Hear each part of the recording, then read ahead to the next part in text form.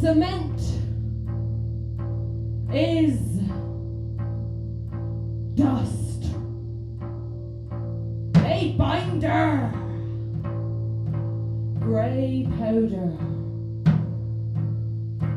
Lime and calcium. Fine volcanic ash. I'm Rachael Clerke and I make noisy performance and I perform as a drag king, which I'm dressed as right now. Lots of people ask what a drag king is and lots of people know what a drag queen is but not a king. So a drag queen is generally a bloke dressed as a woman and a drag king is a woman dressed as a guy. So yeah, that's what a drag king is. So I've been performing as men for quite a long time. I sort of started performing as these guys and realised that I've done that on and off, always as a performer working in theatre. And so with this show, it was kind of a decision to like push that and do that more and embrace it as drag. With this show, it was like, okay, let's make a drag satire and let's just go with it. I didn't know a lot about drag before I started doing it. I didn't even have a lot of drag queen role models. It was before everyone was watching RuPaul's Drag Race. I think one of the cool things about drag kinging, even though it's becoming more popular, is that it is quite niche. It doesn't feel like there's a real way that you should do it because everyone's finding their own way. So it's quite an exciting scene to be in.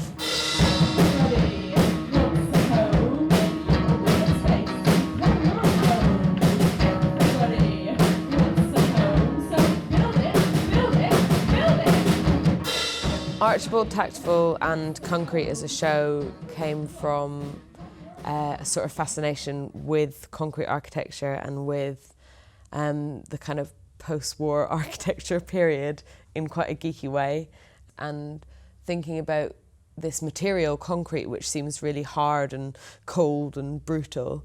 And then also the idea of that architecture coming from a place where government policy was much more about like nurturing and taking people in and stuff like that. And so I was quite interested in the balance between that. And I suppose the gender play in the show comes out of that idea of masculine and feminine archetypes and hard and soft and things like that. I'm quite wary of being like, it's a masculine idea and it's a feminine idea and stuff like that, but quite like single-minded and powerful, this like pushing through of policy and building policies and stuff. So the show is about sort of telling that story through this band of these super great white males from various different walks of life. Yeah. Straight line living.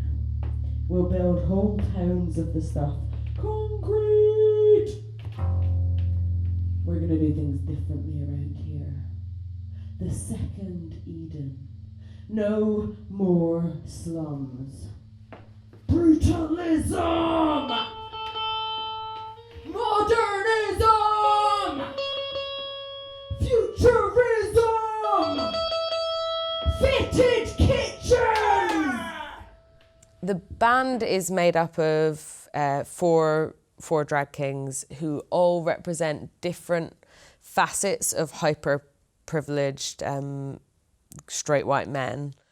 It's been pretty interesting spending this much time dressed as a bloke because we've done the show a lot of times, and so I've had to like be outside dressed as Archie and be on stage and do lots of things. And I think the biggest thing that I've learnt from it is about taking up space and is about how comfortable I feel taking up space when I'm dressed like this. I feel like an utter bastard, like I feel like an awful person, but I get into it and I don't worry about getting in people's way, and I can be really big on stage, and we will walk down the street to the venue. In Edinburgh, we would get ready in our flat and then we would walk to the venue and we would be like 4 across on the street, like everyone would get out of our way. And it's good to understand that and to sort of question that and work out what is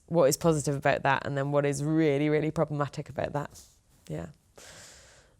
For me, it's important that we do this kind of stuff dressed as men. Not that no one could ever do it dressed as a woman, but I really wanted to make a piece that was like really feminist and really angry, but I make comedy and I believe in comedy, and so for me I wanted there to be a joke in there that was to parody this rather than stand up and say why it's rubbish, because that's no fun to me. And I think there's loads of people doing stuff as women that is like straight up political and really important and discussing stuff.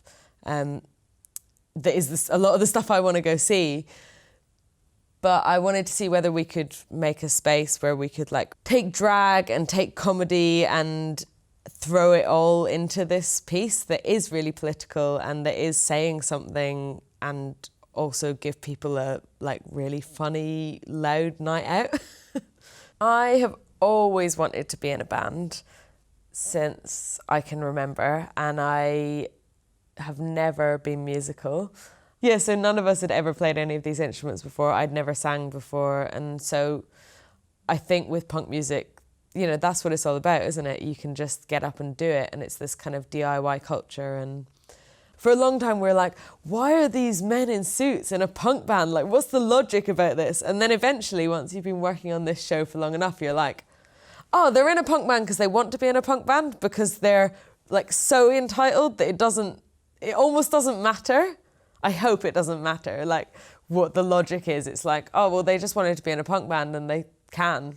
So there was a guy on Tesco's board recently was like, oh, you can't get a job now if you're a straight white man. It's awful.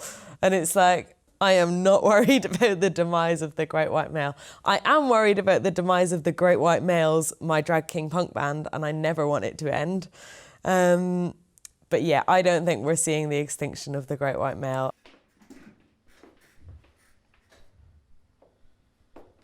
Life's good, lads. It's really good. And if it's not good enough for you, well, do